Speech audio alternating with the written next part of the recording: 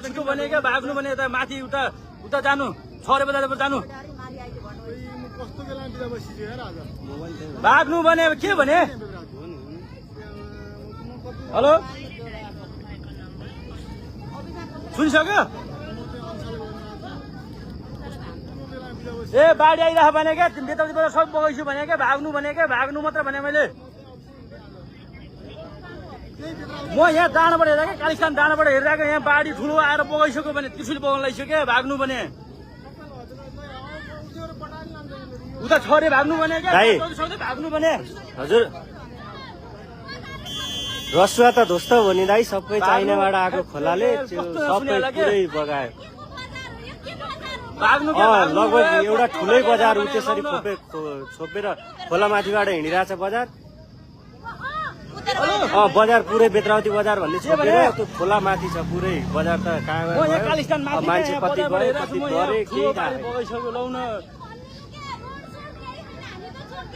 चाइनाबाट खोलो आयो ठुलो बाढी आएको चाइनाबाट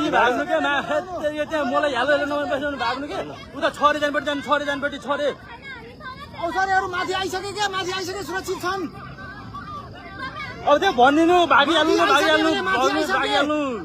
त्यहाँ भान्जीलाई फोन गर्नु छिटो भान्जीलाई फोन गर्नु छिटो भाग्नु भने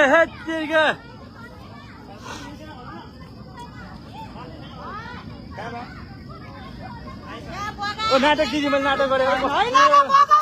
हजुर हजुर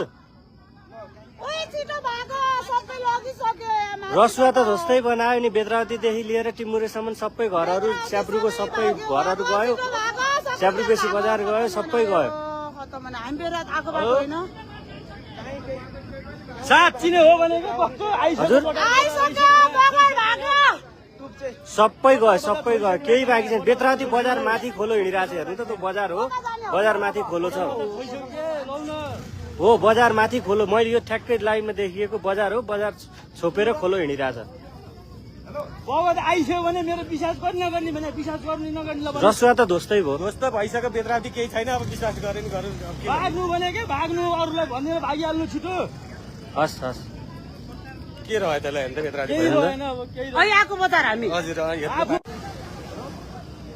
आइसक्यो भने यहाँ लम्बै पोखर आइसक्यो उहाँ त्यो माथिको त्रिशुलको आइसक्यो माथिको उहाँ त्यो मेरो हात खुट्टा कामिरहेको छ दिदी एकछिनमा के बोल्न सकिरहेको एउटा भाइले हजुर घरतिर आयो दिदी आयो लाउन आयो भने आयो हेलो चलेन लाइट दिन्छ न हेलो आइसक्यो भाग्नु न पहिला